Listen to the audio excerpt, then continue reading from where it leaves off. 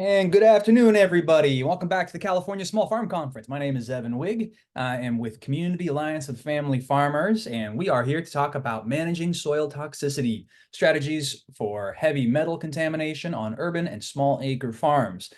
So thanks so much for being here, and thank you very much for our presenter for coming to provide your expertise and your resources to our farming community. I encourage everybody to use the chat feature down below to ask your questions, make comments, share resources, and also know that today's workshop is being recorded. We'll post it for all attendees to watch after the conference. Without further ado, I'm going to pass it on to you. Thank you so much for being here, and enjoy the workshop, everybody.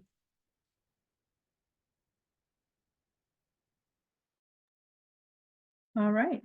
Thank you, Evan. Hello, everyone. This is me, Amrita Mukherjee, and I'm going to start today's topic by sharing my slideshow here.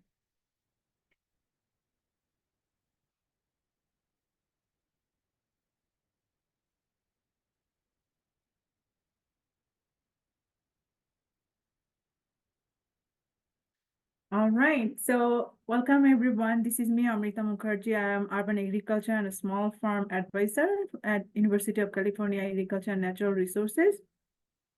Today, the topic of this webinar is managing soil toxicity pathway to sustainable agriculture. So since we'll talk more about the soil and so we'll understand what soil is, we know all about it, but again, we need to revise this idea. So when we are talking about soil in terms of agriculture and production system, we are talking about mostly the upper layer of the soil that's have plant grows and it's black and dark brown media, which is mixture of organic matter, clay, rock particles, and it's a mixture of minerals, water, air, organic matter, and definitely countless of organisms. So we are considering mostly the topsoil layers.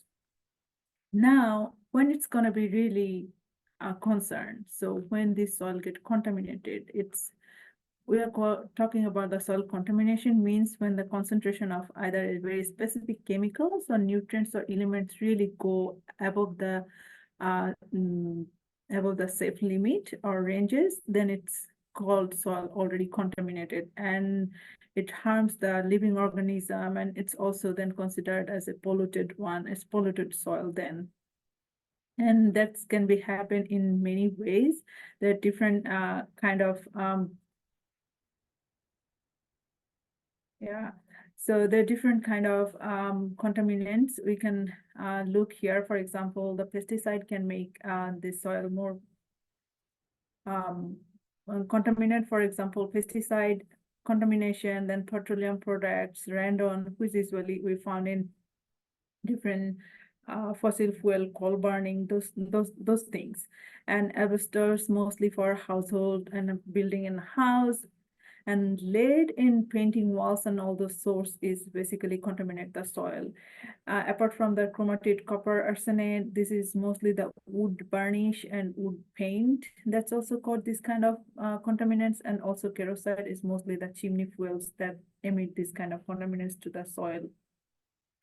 So since these are the contaminants, when we select our farm where it will be established, we really need to think about the site selection. And we also think about the very special concern for specific to the site.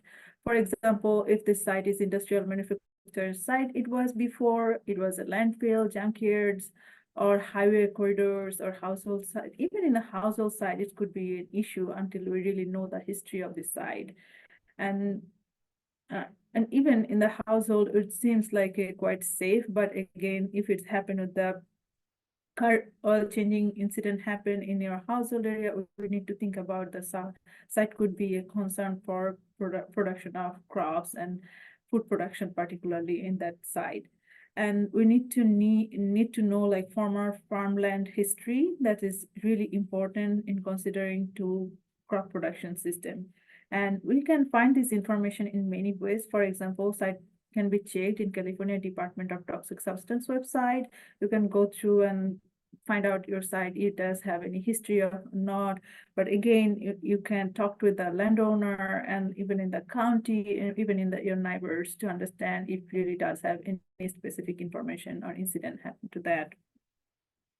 And general concept and general idea of production site. Sometimes we just got some space and we decided to produce there, but that could not be the ideal site because of many reasons. For example, sometimes we just see there's a lot of electric poles on those sites and used for nursery and even food production area, which is not safe in terms of human incidents, and also it could contaminate with different metals, and also the lead imitation to these wares that is have a plastic coat and many chemicals on it. And now all these contaminants we are talking about will just be very specific to the few metals. We call this heavy metals. They also they existed in the environment in a natural way, but at a certain limit. But when it's really go beyond its certain limits, it's really become hazardous.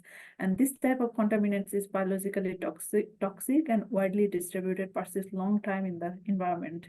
For example, lead is considered to be one of the most persistent heavy metal because it persists all over 5,000 years. And with a high average biological existence for half-life. The main problem with the heavy metal is difficulty of biodegradation, and bioaccumulation occurs in the tissue. So this is real concern when we are talking about these heavy metals. And the examples are mostly the arsenic, cadmium, chromium, mercury, lead, copper, zinc, and nickel. Even though most of our crop production system will mostly focus on cadmium, lead, copper, and zinc. These are the four very common that's mostly existed farm side, especially in the urban farm side. Now here we can see like how human interaction and human activity and even presence of city limit can impact that. For example, in the eastern side of USA, you can see there's a lot more population density, a lot more human activity using different type of chemicals, buildings, and highways. That's more dense, and therefore we can see there's a lot more higher density of cadmium concentration and contamination in the eastern compared to the Midwest and the north, up north. And in the California, you also can see there's a two big segment of this cadmium contamination density is much higher. It's San Francisco and here in the lower, on the southern part as well. So it means like human activity really can play a big role on this contaminated soil, to making the soil contaminated, and also influence of these heavy metals.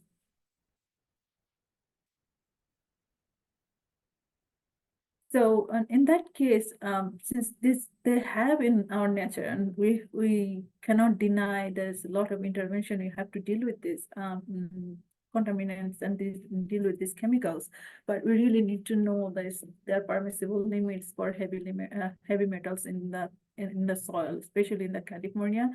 The California Environmental Protection Agency office, they showed a permissible limit. For example, here in the cadmium, you can see it's 1.7 parts per million, and in US average is even the 70. And here we can see like lead and lead compounds. It's in California, it's just 80, whereas in USA it's about 400. So it seems like California have a quite stringent policy and permissible limit, but it not necessarily mean that all the individual are until ever they can maintain this limit and know about the consequences, and also a concern of these metals and taking the strategies to reduce this hazard. In general, in worldwide, the permissible limit for heavy metals in soil and plants varies. They're kind of a little bit high, and it's in a different unit system. It's called milligram per kg. So I can see that lead have higher in soil is up to 85 milligram per kilogram, but in plant it's relatively low, like 2. So even in the soil, it's really high. It's not definitely the same level like plant going to extract, because most of the plants grow in the surface soil. As long as they are maintained, it can be lowered, the concentration. And but the cadmium, which is really need to maintain in soil and plant both, is very lower limit. So that's something we need to think about, like about these 4 particular heavy metals in soil and plant use case. And as I said, like most of these heavy metals and soil contaminants and its cause and risks associated with the heavy metals contamination is mostly the anthropogenic activity and sources. For example, all human beings, we deal with this, and our action is particularly leading to the cause and risks associated with this heavy metal. So like agriculture and forestry plays a role on that, industrial processes plays a role on that, fertilizer and pesticide industry plays a big role on that, and also the waste and disposal management and method also important and can make a really big difference on this heavy metal contamination in the soil. And mining and fossil fuel definitely are the bigger role, but that's not much relevant to the agricultural production system like fertilizer, agriculture, and forestry. These are 2 we're going to more focus on. So now we are kind of trying to understand how it's gonna how these metals and how these contaminants transmitted to the plants and also from the plants to our body. So, for example, these are the these are the metals already in the soil, and also we use pesticides. So we are actually adding up more this kind of this heavy metals on the soil, and plants root actually accumulated them and uptake. Some of the crops really uptake quite well, and some of the plant doesn't that much, but still there's an impact in terms of their plant health, plant crop productivity, yield, and the quality, and definitely the phytochemicals and antioxidant level, and at the end, the survivability of the crop. And even if this plant can survive and produce some sort of food, but still this kind of food really can impact human health. For example, most of the farmers and growers who deal with the pesticide and high level of heavy metal concentrated soil, they could suffer from Alzheimer, which is really evident. And there's there are quite a few of evidence of different companies who've been sued because of these heavy metals that been injected or associated with the pesticide, and that ultimately impacted their health at the end after maybe 10 to 15 years of dealing with that pesticide. So this is a kind of general idea how these heavy metals and even pesticide transmitted from plants to the human body. So now we are talking about like soil toxicity. So even if these metals, contaminants in the soil, when it's really getting its higher concentrated level, then it's not going to be contaminant or pollutant level. So now it's become very toxic. And this toxicities in the subsoil operate by restricting root growth, as I said. Then this toxic level, the plant cannot develop their root properly. Their major consequences, yield is really lower, and sometimes they really cannot absorb water or transmission water ability throughout the crop. So then it showed some symptom in terms of plant production system. So now it's totally toxic. It can show up through the symptom or crop production part. Now here we can see like there's one farm that's just behind the metro rail system, and it seems like okay because there's nothing coming through the train or anything, but it still is closer by. But thing is that this transportation system can emit a lot of lead in the air, which really pollute the air, and it's ultimately deposited and transmitted to the soil of this farmland or the garden. So it's always better to understand and consider this concept and before establishing any garden. And even if there is no space to do gardening, or somehow we have to select this kind of site, we really need to aware of that and take all the measures that need to be taken to minimize these kind of pollutants and contaminants and make sure we are producing safe crop and we are consuming safe crop. Now here we'll see kind of a diagram how soil toxin impact the plant growth, crop quality, and the environment. So the heavy metals actually ingested by soil microbes and also the absorption capacity. It's also imbalanced like soil pH, and also since as microbes and absorption capacity and soil pH, these three are already imbalanced, its organic matter cannot be the same level or cannot act as the same way it was when it was no heavy metals or in a safe level.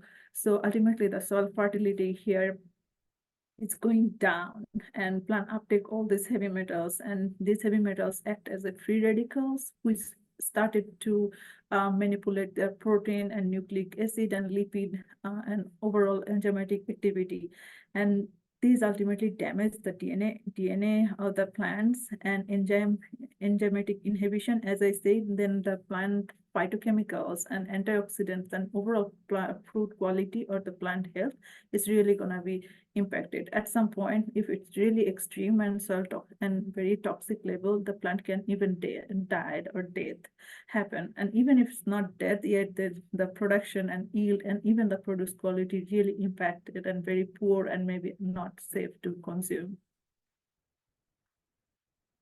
So we need to really consider the pH is a real indicator in terms of soil toxicity. When the soil is toxic or it really has some issues with heavy metal or so, it's have higher or very lower soil pH. It could be below 4.5 and even upper up to 12.3. So the standard is somewhere 6.5 to 7.5 is very effective soil or productive soil. This range is kind of very effective. At least if it's not 6.5, 6 is kind of average where plant can thrive and do its moderate production production rate. But if it's really go lower, like below 5.5 and higher 7.5, which is kind of something indicating either contaminant is there or something wrong with this soil. So this is a really good indicator. And even also, for example, some of the garden soil is really not have heavy metal contamination at a very toxic level or very high range. But if we do not maintain our pH for this soil, then even this lower limit of these contaminants and these heavy metals can be really become more active and really can impact the overall plant health. So even without heavy metal contaminated or soil, even not the soil toxic, it's really advisable to maintain the soil pH in terms of moderate and optimum production of the crops. So now here we can see the soil toxin really impacted the soil pH. The range is usually 5 to 7.8, but it can go up to, for example, if we see like lead, it can be really low, like 2.81, and it can go up to 15.4. So if you see something in your soil testing, it's something indicator of soil toxin or soil contamination, or maybe at least not maintaining your soil well with soil organic matter or something wrong with that. So we need to think about that. So heavy metal toxicity forms and their toxic effect on the soil and plants. So heavy metals really have impact on both soil and also plant, and which are also have a good interaction in between. And I will just focus on the 4 of the chemicals. One is cadmium, and its toxic form is cadmium cation. So when it's really high in the soil, it's going to impact or kill the microorganism and also impact the absorption of organic matter and also change the total soil phytochemical characteristics. When this phytochemical characteristics is really impacted, the whole soil microorganism and microbes living cannot thrive. So it's ultimately kind of making this soil kind of dead. So the plant started to shrink, they reduce their biomass. That means they become thinner and root lengths cannot be grow, it's inhibited, and seed germination is become really poor. So it's become kind of barren of this productive area for this garden. For lead, it's basically changes soil pH. So if it's lead toxicity in the soil, they change the soil pH either very low, like alkaline, or acidic, and it reduces the absorption capacity and reduces the soil fertility. And there's toxic effect on the plant is because of this higher alkalinity or the acidity, which which activate the heavy metals ionizing system, and it damages the DNA for the plant, and also it's impacted the chlorophyll content. We see like yellowing or yellow spot on the plants, and ultimately it's also at this molecular and cellular level is impacted the nutrient protein content, and also stunted the foliage. That means the plant's leaves are really become smaller and reduced in size. And in terms of copper also have the same toxic form like cation, and its impact on the microbial activity. So it seems like the most of the heavy metals particularly impact the soil microbial activity and the soil pH. So these are the two things that's mostly impacted, and that's leading to different toxic effect on the plants. When copper have impacted different microbial activity, it's deform the root shape, and also reduce the length of the plant. That means the curved shoot length, and reduces overall photopeptides. And in terms of zinc, it's also affects pH, and organic matter, and inhibit the enzyme activity. And since this zinc is affect the enzymatic activity and element the transmission and causing intervenal process. So it means basically it cannot it block like their chemical transmission system in intervenal chemical and transmission system. So plant either being dwarf or they can be died because of high zinc concentration. The effect of pesticide toxicity on the plants. So since most of these heavy metals, sometimes it's just coming from or accumulated through because of higher use of pesticide or pesticide toxicity. This is how it works. It's excessive and uncontrolled use of pesticide on different crop species leads to the harmful effect of beneficial biota. That means the microorganism, including the honeybees. It's keep away all those honeybees, predator birds, and mammals, and create an imbalance in the biodiversity and like whole ecosystem. Sorry. And as a systemic pesticide can contaminate the floral and extrafoliar nectar parts, so then transmitted systematically through the plants and vascular system, and it leads to the high percentage of mortality of honeybees.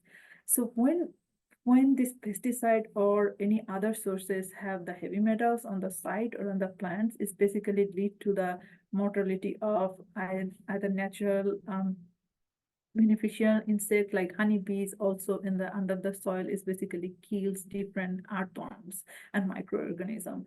That's where they impact, and that's impacted often through like plant death, DNA damage, foliage, or enzyme dysfunction, or photosynthesis blockage and overproduction. So now we'll talk about more the interaction of heavy metals and pesticides. So for example, someone had their garden and really doesn't know more about the heavy metals concentration or heavy metals status of their soil, and also use the pesticide. So what's going to happen then? So there's really there's really important interaction between heavy metals and pesticide. For example, when someone doesn't know and use pesticide and also have heavy metals issues, that has an antagonistic synergism. That means it has a very negative effect, particularly on the earthworm mortality. So it's really important to understand like heavy metals and pesticide interaction, how they jointly impact crop production and even soil health. For example, in the lead and acetosaur glycophosphate, it also have a very negative impact on change on soil pH. So for example, it already has an issue with heavy metals. with lead, and then we use this pesticide, and it's really changes the soil pH drastically. It could be lead to the either very acidic or very alkaline. So here we can see a very interesting interaction in terms of soil organism, and this is kind of the similar, for example, lead and acid system synergism and antagonism mean root elongation inhibition. That means when we have lead contamination and also use this kind of pesticide, it's actually carve or reduce the root elongation system. So we really need to carefully understand the heavy metals and pesticide interaction and its use and its concentration and type of pesticide we'll use, and our decision making based on that. So here is just a simple picture that's showing off like both and how it's impacting our health. Side by side, we are exposed to different heavy metals. It's not necessarily only using by pesticide, but other action, as I say, through like high and heavy traffic or highway or somewhere near this garden is, and also use pesticide, and we consume this food, and it's really impacting in many ways in our human health. So what can we do, and what we really need to do? That is, I believe, it's soil testing at this core, because a soil test is designed to determine the overall health of the soil, and the test will look for the range of harmful contaminants, toxins, both natural and man-made, and it also determine the pH level of the soil and help to identify the areas to improvement and potential health hazards. So it's really, really important. If we even know about the site history, even we don't know the site history, is always recommended to do soil testing. It will give you a direction, it will give you kind of guidelines at the very beginning. The first major component, at least to uncover, is break down the toxin and contaminants in the soil. Definitely, if we know the history of any soil contamination or any incident of hydrocarbons or oil changing station or dumping station, we definitely need to do this soil testing on heavy metals contamination or toxin. Well, some of there is a natural element, and some of the areas, even these metals, these chemicals can be as natural. So we really need to understand that part too and do the soil testing. And when we do the soil testing, there'll be most of the time we'll just do phosphorus, calcium, sulfur, magnesium, and nitrogen. These are kind of general. Most of the time, the growers, so far I know, they really don't do like copper, chloride, lead, or arsenic. But there's a good news is that if your general soil testing, like for your nutrient or crop production you did, and you find like phosphorus and nitrogen is really, really high in rate in your farm, that's also an indicator for soil contaminants. So even if you don't do like other soil heavy metals contamination test, just did these three and found like phosphorus and nitrogen is really high, then maybe you need to take consideration of other soil testing for heavy metals like copper, iron, chloride, lead, and arsenic, because they're become really high when there's other contaminants like these are present in the soil.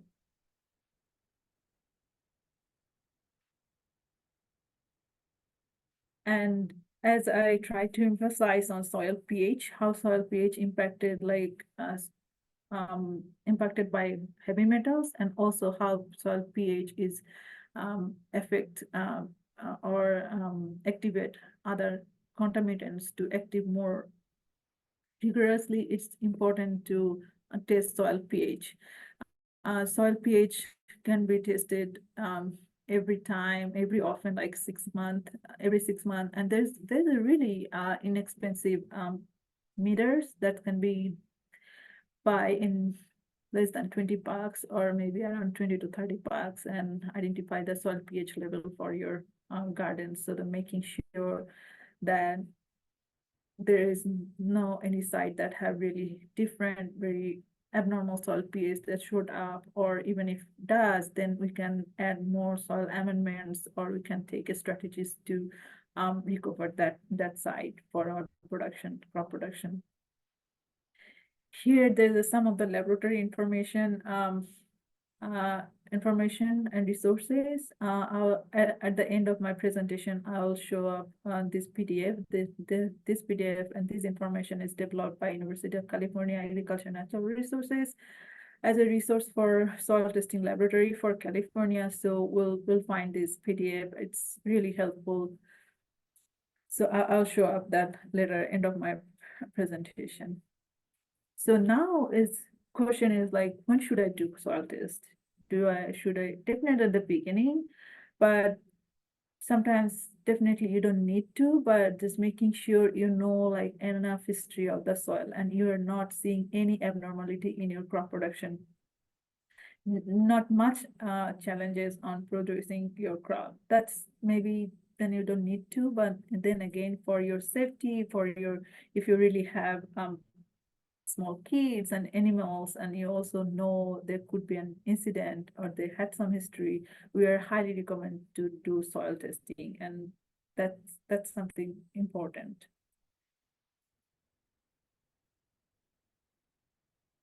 And definitely if you see like your plants are sick most often and it's not growing as you expected, so we recommend to do soil testing, and especially to understand what happening with different chemicals over on the soil.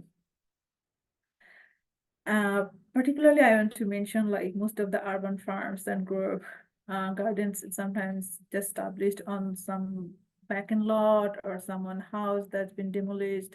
A soil test is often it's overlooked for that properties because it was home. Everyone thinks like it was safe and there's nothing wrong with that, but for even it's really important to do that because the soil testing is oftentimes overlooked when people are starting to build a new home. But it's important to understand that when you are building a home, you won't be able to know the contents of your soil unless you have tested. And it is definitely something you should be considered if you have pets and small children, as I said. And new build soil testing maybe happen after contractors. So for example, there's been a new home building and there's an incident of spilling paints, and there could be a potential risk. So it's always better to test the soil, and even before buying the properties, this is important to do soil test. And if there's a really huge contamination or anything happens, you can bargain with your landlord and also throw that concern of how soil contamination can impact your overall household and health and all those things. So this is also a scope for people to know about that. And sometimes it's also make your decision easy to escape that particular area, not to do garden or maybe do something else. So we just can keep that space vacant, or maybe not at least used for growing crop production or gardening or anything like that. So we talked a lot about like cause and how it happens. Now we are moving forward more about like soil remediation, how this soil contaminate, if the soil is get contaminated, how can we just do some of the remediation for this particular incident. So there are five techniques for soil remediation. One is excavation, which is very traditional method. Then it's capping, solidification, thermal treatment, and bioremediation. But I will not go all of these five. I'll just mostly go for bioremediation. So here you can see a flow diagram, and this soil remediation techniques, the five soil remediation techniques is basically classified under three methods. One is physical methods and chemical methods, and last one is biological method. My presentation will be more focuses on biological method that include phytoextraction and phytostabilization, and these two particular topics. So at this point, maybe we are thinking of what is soil remediation and how we define them. Soil remediation is defined as the removal of hazardous substances from soil and sediment and surface water. And comparison to different soil cleanup methods, soil remediation method can be broadly divided into three categories, as I said. So I'll just go for phytoextraction. On this phytoextraction or phytoaccumulation method involves the absorption of toxic metals by plant roots. So basically all this toxic metal on the surface soil, they lock by the roots, and translocation of the absorbed materials to the shoot. Some of them translocated through the shoot, and disposition at the vacuole, cell wall, cell membranes, and other metabolic inactive parts in the plant tissues. And hyperaccumulator plants, also known for like hyperaccumulated plants, for example, ryegrass, brassica, all those are very high accumulant capacity, and most of the time these contaminants are locked into the either shoot or or stems or the roots.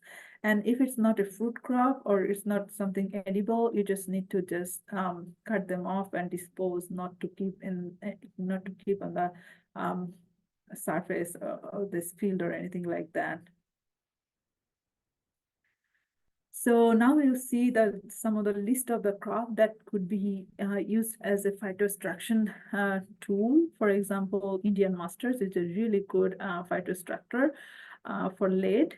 It's silating the agent like EDTA and applied to the soil to mobilize lead and facilitate extraction. So when you're calling a silating agent, it means it's locked. It cannot move, or it sometimes also make them inactivate, so it's not mobilized anymore. So it cannot translocate through the stem, or even it just locked in that plant.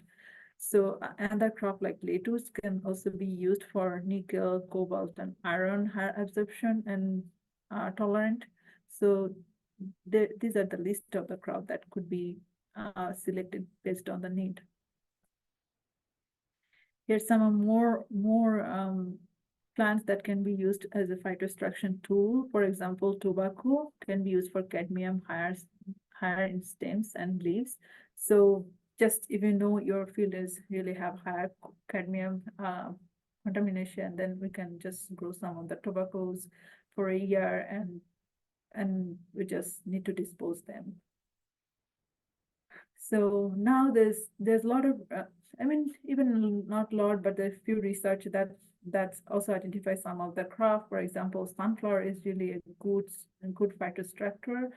That lowest concentration was for that particular study 2.27.9, and highest concentration was found up to 1109, depending on the concentration level and higher and toxicity level for sure. But again, it seems like sunflower, brassica, and Chenopodiaceae, these are much better, much efficient phytostructure compared to the amaranthus. Now we're going into the benefit of this phytoextraction. So phytoextraction definitely includes like smaller amount of dispose. That means like lower level or lower to medium kind of toxicity level. Definitely phytoextraction are not going to work for very high contaminant site. But again, if it's lower to medium, phytoextraction method can work, and it is a low cost method, and but it's excavation maybe, which is much more quicker method and traditional method, but again, it really needs higher cost, and it's generate dust. It has some environmental issue, but phytoextraction mostly known as more environmental friendly and a novel technique, but it also does have a sustainable impact on the crop production system and also the land use practice. So in that sense, phytoextraction might be the tool for those who have like low to medium kind of contamination range in their soil, but definitely not very high toxic level site. Now, another technique for the soil remediation on the classification on bioremediation, that is phytostabilization or phytoimmobilization. That means the plant root lock all these contaminant, and also they just restrict their movement, and sometimes they also inactivate their toxic ion form, that is cation form. So even if this toxins or contaminants being in the soil, they become inactivate. They cannot really mobilized or uptake by the other plants, and also cannot harm, even if it's went through human blood vessel or human body, it will not work because they become inactivate by these plant chemicals.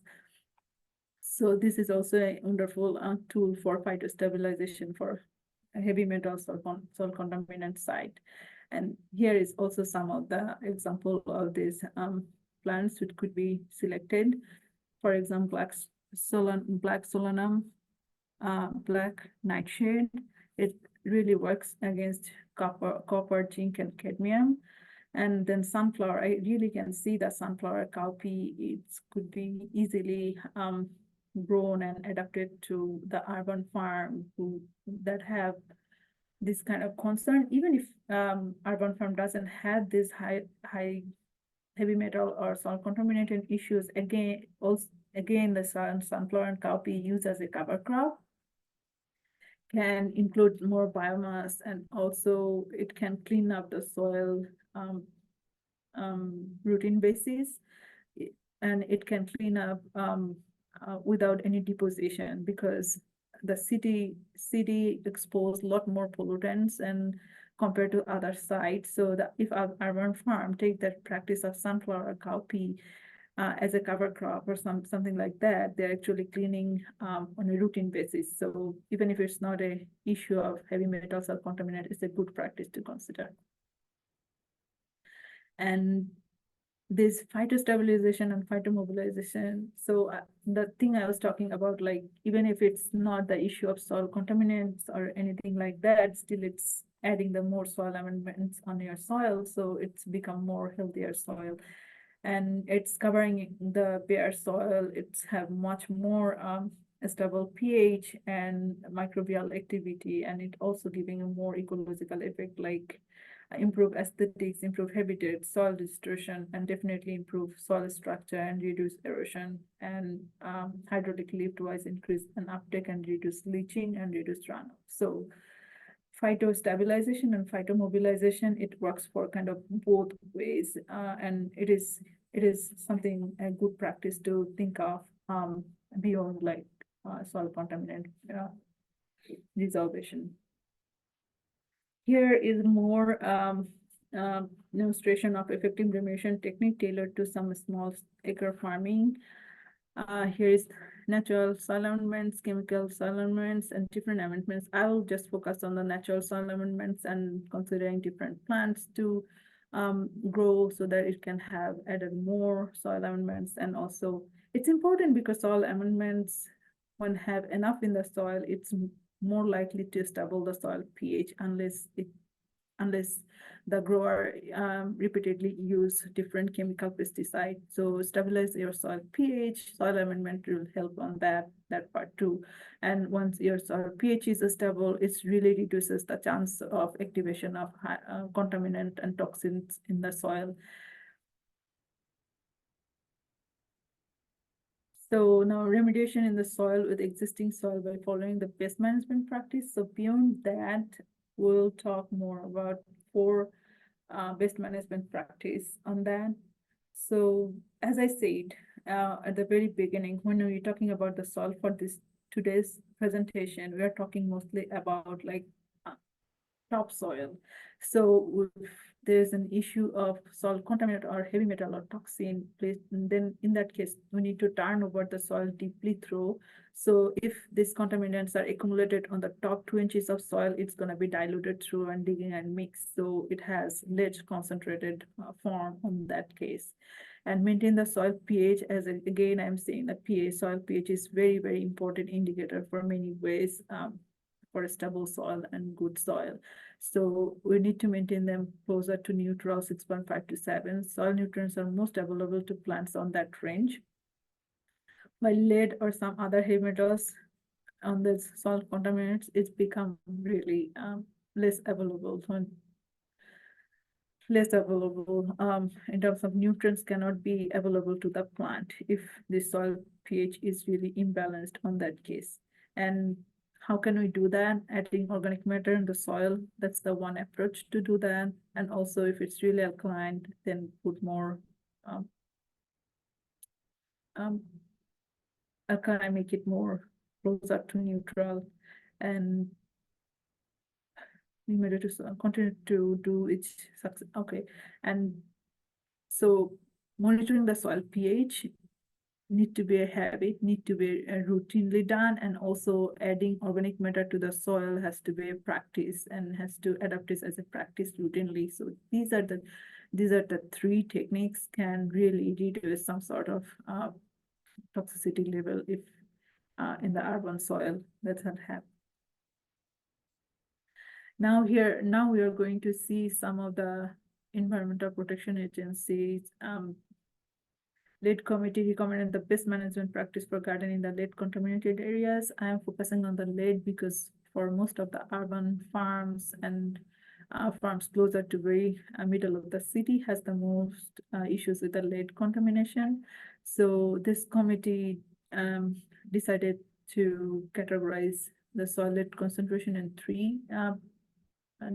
three part. One is low risk, which is less than 100 ppm, and the recommendation is no specific recommendation as it's very low risk category, and just need to practice like housekeeping practices, which means using gloves and tools and washing hands before and after, and basically there's no restriction on crop types.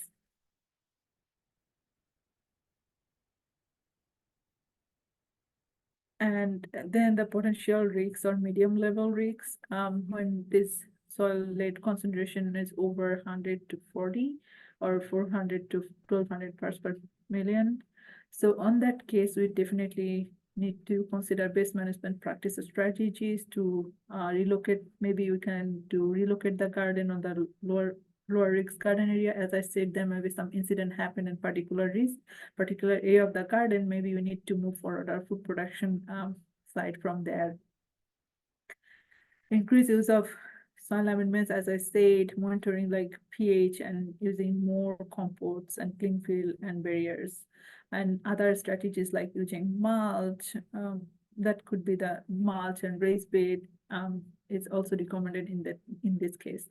Decrease planting of root vegetables. So we'll just avoid to grow more root vegetables like carrots and radish. They have really they have more higher capacity to lock heavy metals since they're going deeper more than 2 inches. So try to grow more surface and shallow rooted crops like leafy greens on those areas. Increase use of soil amendments and barriers to reduce soil disposition into leafy greens, and also maybe hedge crop and all those things can be grown so that if the site is near by highway or some place where air pollution is directly impacting the soil pollutants or site of the garden, then maybe hedge crop could be the another option to think about. And thirdly, the soil lead concentration, if higher than 1200 parts per million, this category is considered as high risk. And in this case, we definitely be very, very cautious.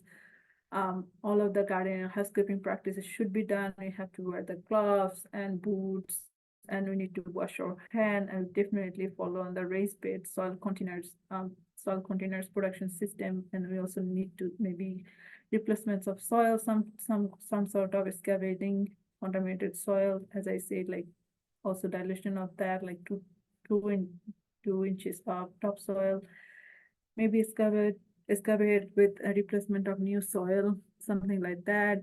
Consider finding other location for the garden, and definitely we need to think about and restrict the children and animal on the established safe areas. In terms of selecting plant with shallow roots for raised bed and areas with replacement of soil, ensure the roots do not reach contaminated soil that is left in the place. And otherwise, not other restriction is applicable on that.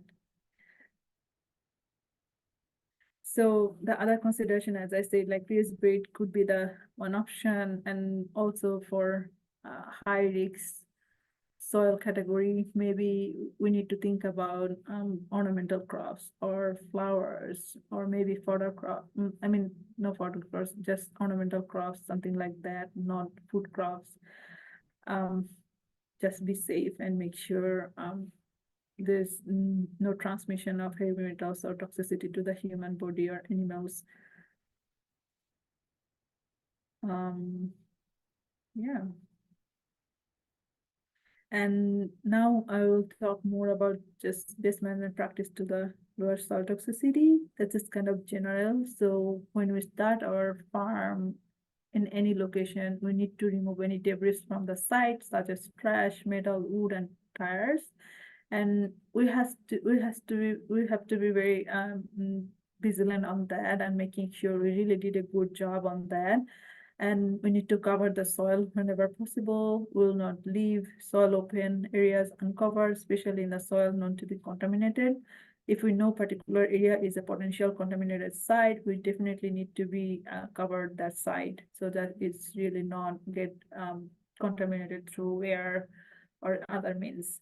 And we need to wear gloves while working on that site.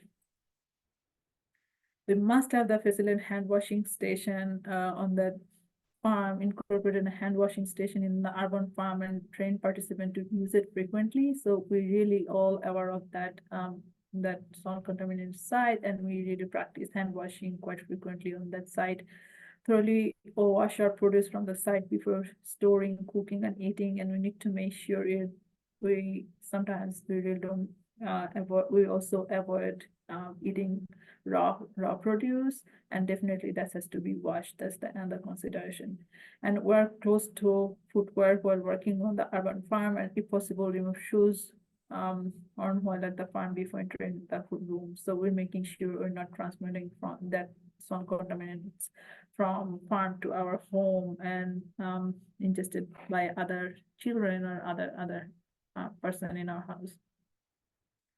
So these are the different references I used for this presentation. Definitely not all the information is kind of not my research, but there's a lot of research and quite a valuable information I got to make this presentation. So at this point, this is kind of end of my presentation. And here is a short survey. It's just 3 to 5 questions, and that's basically for get connected even after this presentation. So just we know and get, my program really does a lot of training and workshops. So if you're interested in any particular topic on urban farming or concern or anything to know, so that we can get connected and we can do that for. So if you have time, just you can scan this QR code, or you can just do survey through the link. And here's my email ID as well. If you want to connect me with later with this presentation, you can do that. But as I promised, I'll do share that